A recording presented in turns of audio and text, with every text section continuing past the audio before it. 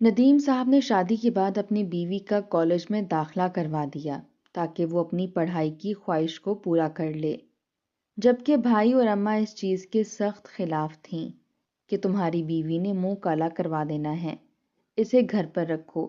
لیکن جب ندیم نہ مانا تو اماں نے سب کچھ بڑے بیٹے کو دے دیا اور ندیم کو گھر سے نکال دیا۔ ندیم کرائے پر رہنے لگا اور اس کی بیوی پڑھ لکھ کر انسپیکٹر بن گئی، اور کچھ عرصے بعد بڑے بیٹے نے اماں کو کسی بات پر مار پیٹ کر نکال دیا تو ہمسائی اماں کو انصاف دلوانے تھانے لے گئی تو اماں کا سر شرم سے جھک گیا سامنے۔ میں نے تمہارے لیے منہ دکھائی کا کوئی تحفہ نہیں خریدا تھا، سوچا تھا تم سے پوچھ لوں کہ تم خود کیا چاہتی ہو، تمہاری خواہش میرے لیے سب سے اہم ہے، مجھے بتاؤ تم کیا لینا چاہتی ہو۔ ندیم نے نرمی سے مریم کا ہاتھ تھاما ہوا تھا، دل میں بہت سی باتیں تھیں مگر لفظ ڈھونڈتا جا رہا تھا۔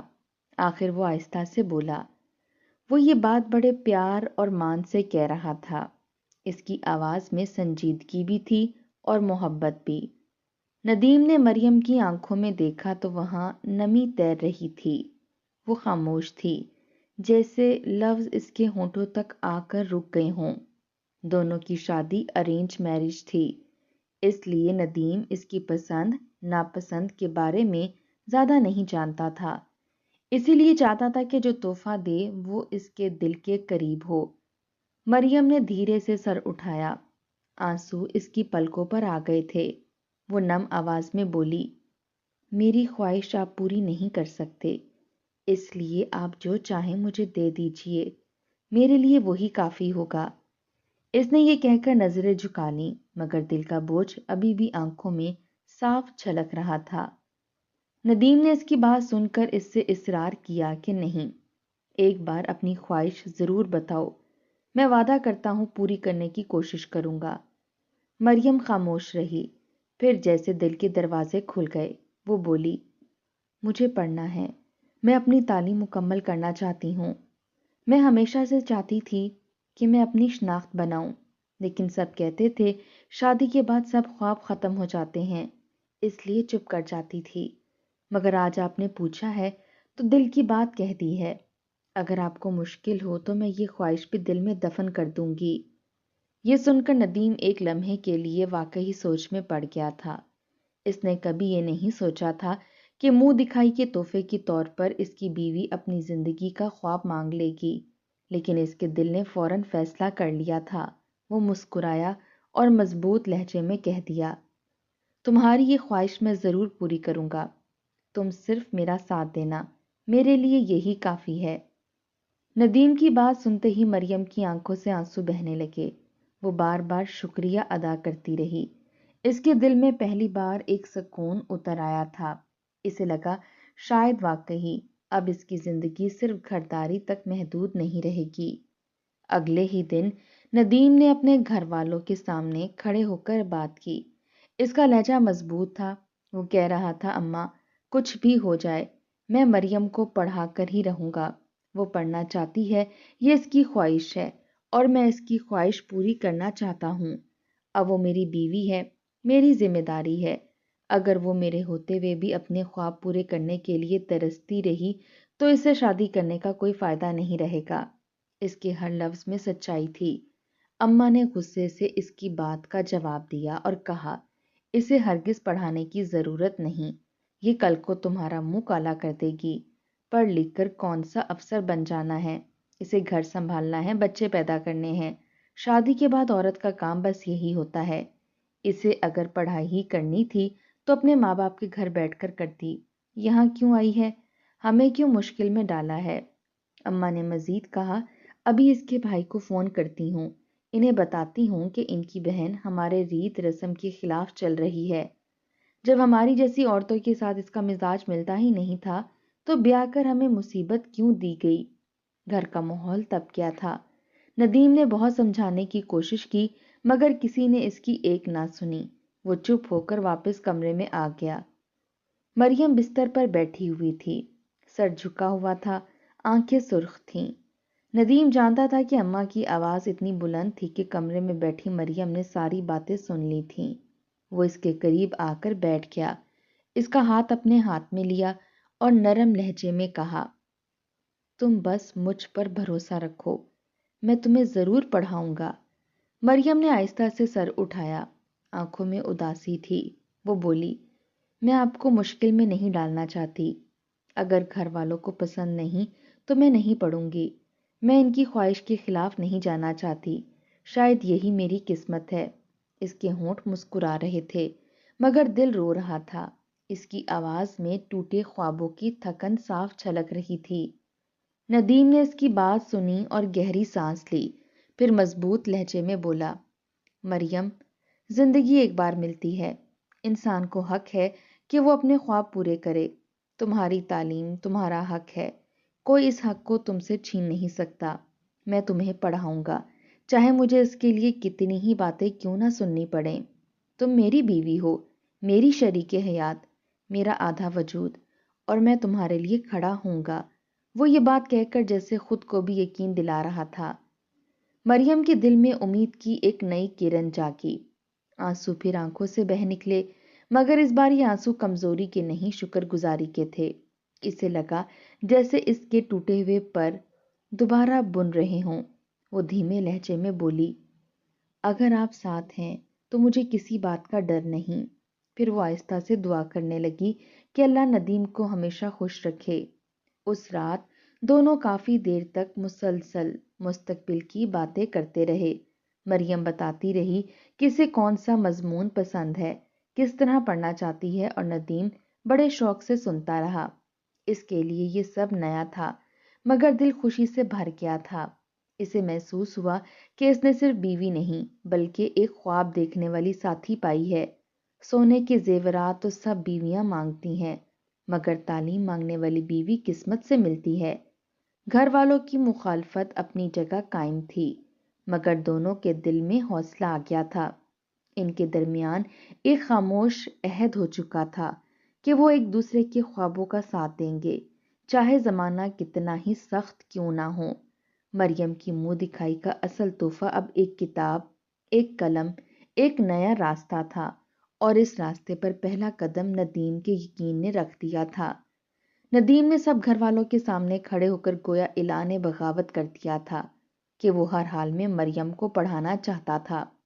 عمار بھائی اس فیصلے کے سخت خلاف تھے۔ اماں بار بار یہی کہتی رہتی تھیں کہ مریم منہ کالا کروا کر آئے گی، ہم اپنے گھر کی بہوؤں کو پڑھنے کے لیے نہیں بھیج سکتے، یہ ہمارے گھر کا دستور نہیں ہے۔ ندیم نے کسی کی ایک نہ سنی، نتیجہ اس کی توقعات کے مطابق ہی آیا تھا۔ اماں اور بھائی شدید ناراض ہو گئے تھے، لیکن اس کے ساتھ ہی اماں نے وہ کر دیا تھا جس کے بارے میں ندیم نے کبھی خواب میں بھی نہیں سوچا تھا۔ اماں نے ندیم اور مریم کو گھر سے نکال دیا تھا۔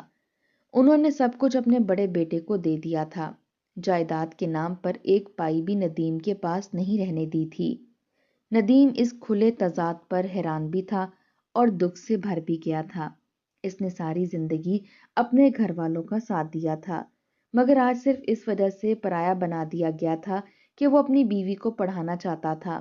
مریم نے اسے حوصلہ دیا، وہ بار بار اسے ضد چھوڑنے کا کہتی رہی۔ اس کا کہنا تھا کہ وہ پڑھائی کا خواب چھوڑ دے مگر خاندان نہ چھوڑے، مگر ندیم اپنی بات پر قائم تھا۔ وہ کہتا تھا کہ زندگی کی شروعات میں اگر بیوی سے کوئی وعدہ کیا ہے تو اسے پورا بھی لازمی کروں گا، اگر پہلا وعدہ ہی وفا نہ کر سکا تو آئندہ زندگی میں کیے جانے والے کسی بھی وعدے پر مریم کا اعتبار نہیں رہے گا۔ ندیم کے پاس تھوڑا سا سرمایہ تھا، مریم نے اپنے سونے کی چین بھی بیچ دی۔ کچھ دن دونوں مریم کے میکے میں رہے، پھر ندیم نے اپنے لیے کرائے کا گھر لے لیا۔ وہ دن رات محنت کرنے لگا، مریم آگے پڑھنے لگی۔ مریم ندیم سے بے حد محبت کرنے لگی تھی۔ وہ جانتی تھی کہ یہ محبت صرف لفظوں کی نہیں بلکہ قربانیوں کی محبت ہے۔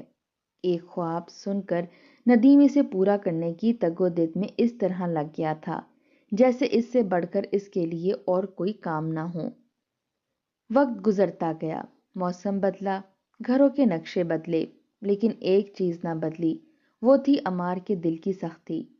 بڑے بیٹے نے ماں کے سامنے ہمیشہ میٹھے لفظ رکھے تھے، مگر دل میں غرور بھر چکا تھا۔ جب ساری جائیداد اس کے نام ہو گئی تو اس کی آنکھوں میں تکبر آ گیا۔ اب اماں اس کے لیے صرف ایک بوجھ تھی، وہی اماں جس کے لیے کبھی وہ کپڑے لاتا تھا، اب اس کی موجودگی سے بھی تنگ آ گیا تھا۔ آہستہ آہستہ اس کا رویہ بدلنے لگا۔ پہلے بات بات پر تیوری چڑھاتا، پھر تلخ لہجے میں بولنے لگا۔ اماں ہر بات پر خاموش رہتی، سوچتی تھی کہ یہی میرا فیصلہ تھا، میں نے ہی سب کچھ اسی کے حوالے کیا تھا، اب برداشت بھی مجھے ہی کرنا ہے۔ اس کے دل میں پچھتاوے کی چبھن جاگنے لگی تھی۔ اسے ندیم یاد آتا، وہ راتیں یاد آتی جب اس نے اس کو گھر سے نکال دیا تھا۔ وہ سوچتی تھی کہ شاید اسی دن میری تقدیر بھی بدل گئی تھی۔ ایک دن عمار معمولی سی بات پر آگ بگولا ہو گیا۔ گھر میں اس کی بیوی نے بھی تیز لہجے میں اماں کو برا بھلا کہا۔ اماں نے سر جھکا لیا، مگر اس بار عمار نے حد پار کر دی۔ اس نے گالی دی، ہاتھ اٹھایا۔ اماں دیوار کے ساتھ لگ کر رہ گئیں۔ اس کی آنکھوں میں آنسو آ گئے تھے۔ وہ کچھ نہ بولی، بس اتنا سوچتی رہی کہ آج میرا اپنا ہی بیٹا مجھ پر ہاتھ اٹھا رہا ہے۔ یہ وہی بیٹا ہے جس پر میں نے اعتماد کیا، سب کچھ دے دیا۔ اس دن اسے گھر سے نکال دیا گیا۔ اس کے ہاتھ میں صرف ایک چھوٹی سی پوٹلی تھی۔ دروازہ اس کے پیچھے بند ہو گیا۔ وہ گلی میں کھڑی تھی، آنکھوں سے آنسو بہتے جا رہے تھے، اس کے قدم ڈول رہے تھے۔ وہ تھک کر ایک درخت کے سائے میں بیٹھ گئی۔ ساری زندگی کی مضبوطی جیسے ایک لمحے میں ٹوٹ گئی تھی۔ اسے احساس ہو رہا تھا کہ اصل بے گھر تو آج ہوئی ہوں۔ ندیم اور مریم کو میں نے نکالا تھا، آج مجھے میرے ہی گھر نے ٹھکرا دیا۔ ہمسائی نے اسے دیکھا تو آگے بڑھی۔ اس نے اماں کو سہارا دیا، پانی پلایا، پھر وہ سیدھی اسے تھانے لے گئی تاکہ اس کو انصاف مل سکے۔ اماں کا سر جھک گیا۔ اس نے تھانے کے دروازے کے سامنے آ کر رک جانا چاہا۔ سوچتی رہی کہ میں کہاں آ گئی ہوں۔ میں تو کہتی تھی پڑھ لکھ کر عورت منہ کالا کرتی ہے، آج انصاف کی آس میں خود اسی دروازے پر کھڑی ہوں۔ زندگی نے جیسے خاموش تھپڑ مار دیا تھا۔ اندر گئی تو کرسی پر ایک باوقار خاتون بیٹھی تھی، وردی میں تھی، مضبوط چہرہ، آنکھوں میں اعتماد۔ وہ کاغذات دیکھ رہی تھی۔ ہمسائی نے آگے بڑھ کر بات شروع کی۔ اماں نے سر جھکا لیا، اس کی آواز نہیں نکل رہی تھی۔ دل میں صرف ایک ہی سوچ تھی کہ میں بے سہارا ہوں، جس بیٹے پر بھروسہ کیا اسی نے ٹھکرا دیا۔ اچانک اس نے آہٹ سنی۔ کرسی پر بیٹھی انسپیکٹر نے سر اٹھایا۔ اماں کی نظر جب اس چہرے پر پڑی تو اس کے ہاتھ کانپ گئے، اس کے ہونٹ تھر تھرا اٹھے۔ سامنے مریم بیٹھی تھی، وہی مریم، وہی بہو جس کے بارے میں اماں نے کہا تھا کہ پڑھ لکھ کر منہ کالا کرے گی۔ آج وہ وردی میں اس کے سامنے بیٹھی تھی۔ اس کے کاندھے پر تختی چمک رہی تھی، آنکھوں میں وقار تھا اور چہرے پر سنجیدگی۔ اماں کا سر مزید جھک گیا، اس کے آنسو چھلک پڑے۔ دل میں ایک ہی آواز گونج رہی تھی، میں غلط تھی۔ میں نے جس خواب کو گناہ سمجھا تھا وہی آج میری پناہ بن گیا تھا۔ مریم کرسی سے اٹھی، آہستہ آہستہ اس کے قریب آئی۔ اس نے نرمی سے اماں کے کندھے پر ہاتھ رکھا۔ اماں کے ضبط کے بندھن ٹوٹ گئے، وہ رو پڑی۔ اس کے آنسو گریبان تک بہہ گئے۔ مریم نے اسے سہارا دیا۔ اس کے لہجے میں کوئی تلخی نہیں تھی، کوئی بدلہ نہیں تھا، صرف ایک بیٹی جیسی نرمی تھی۔ اس نے کاغذات لیے، کارروائی شروع کی۔ قانون کی زبان میں اس کے ساتھ ہونے والا ظلم لکھا جانے لگا۔ اماں کے دل پر ہر لفظ جیسے لکیر بن کر اتر رہا تھا۔ اس نے سوچا کہ جس تعلیم کو میں نے خار سمجھا تھا وہی آج میری ڈھال بن رہی ہے۔ تھانے کی فضا خاموش تھی، باہر دھوپ پھیل رہی تھی، اندر اماں کے دل میں پچھتاوے کے ساتھ ایک عجیب سا سکون بھی جنم لے رہا تھا۔ اسے لگا کہ اللہ نے اس کی غلطی کی سزا بھی دکھا دی اور اس غلطی کی معافی کا راستہ بھی دے دیا۔ آج اسے سمجھ آیا کہ بیٹی ہو یا بہو، علم عزت گھٹاتی نہیں، بڑھا دیتی ہے۔ مریم نے اماں کی تمام آپ بیتی سنی۔ اماں نے آنسو بہاتے ہوئے سب کچھ بتا دیا تھا۔ ساری بات سننے کے بعد مریم کو افسوس نے گھیر لیا تھا۔ اس نے اماں کو یقین دلایا کہ وہ ان کی ہر حال میں مدد کرے گی اور جو کچھ ان سے چھن گیا ہے وہ انہیں واپس دلا کر ہی رہے گی۔ اس نے کچھ ضروری کارروائی کی تھی۔ اماں کا بیان ریکارڈ کیا تھا اور پھر عمار کے خلاف مقدمہ درج کر دیا تھا۔ تھانے کی تاریخ میں ایسا پہلی بار ہوا تھا، ایک ماں ہی اپنے بیٹے کے خلاف مقدمہ درج کروا رہی تھی۔ اماں نے نہ صرف ہاتھ اٹھانے کا مقدمہ درج کروایا تھا بلکہ اپنی جائیداد کی واپسی کا بھی مطالبہ کیا تھا۔ وہ چاہتی تھی کہ ان کی ساری جائیداد جو وہ عمار کو دے چکی ہیں وہ دوبارہ سے ان کے نام منتقل ہو جائے۔ مریم نے ان کا ایک ایک مطالبہ رپورٹ میں درج کر لیا تھا اور پھر اگلے دن پولیس کو لے کر وہ عمار کے گھر پہنچ گئی تھی۔ اماں بھی ان کے ساتھ ہی تھی۔ بیل بجانے کے بعد مریم انتظار کرنے لگی۔ دروازہ عمار نہیں کھولا تھا، لیکن اپنے سامنے مریم، پولیس اور اماں کو دیکھ کر وہ ساکت رہ گیا تھا۔ مریم نے اس وقت انسپیکٹر کا یونیفارم پہن رکھا تھا۔ اس نے ہتھکڑیاں عمار کے سامنے لہرا دیں اور کانسٹیبل کو عمار کو گرفتار کرنے کا کہا۔ کانسٹیبل نے آگے بڑھ کر عمار کو ہتھکڑی لگانی چاہی تو وہ بدک کر پیچھے ہو گیا اور کہنے لگا، مجھے کس جرم میں گرفتار کیا جا رہا ہے؟ تبھی اماں آگے بڑھی اور کہنے لگی، مجھ پر ہاتھ اٹھانے اور میری جائیداد اپنے نام منتقل کروانے کے بعد مجھے گھر سے نکالنے اور ذلیل کرنے کے جرم میں تمہیں گرفتار کیا جا رہا ہے۔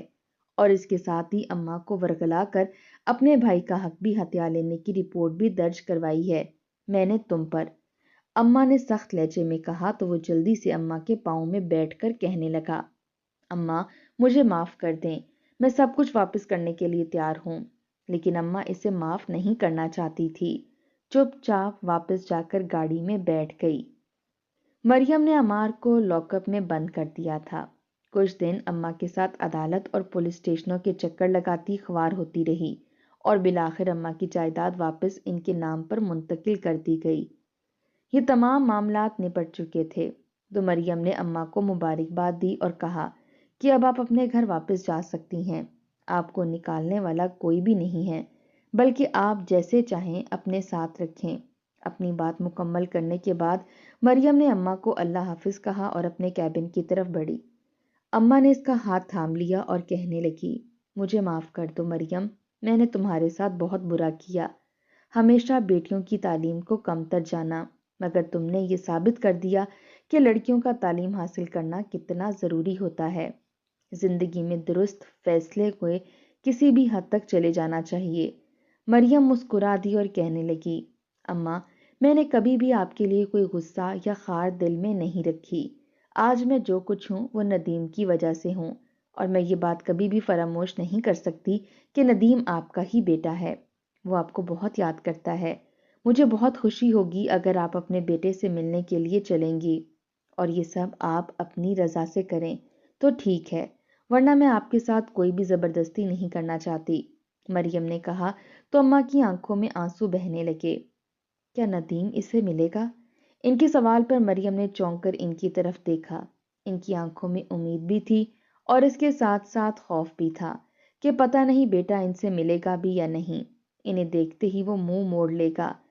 وہ کم از کم اپنے بیٹے کی بے رخی برداشت ہی نہیں کر پاتی۔ چند سال پہلے اس کے ساتھ کیا جانے والا سلوک انہیں اچھی طرح سے یاد تھا۔ قدرت کی طرف سے سزا مل چکی تھی، مگر بیٹے کی طرف سے سزا ابھی باقی تھی۔ وہ ندیم کے سامنے گئیں تو ندیم نے بغیر کسی بات کے سر جھکا دیا تاکہ اماں سے پیار لے سکے۔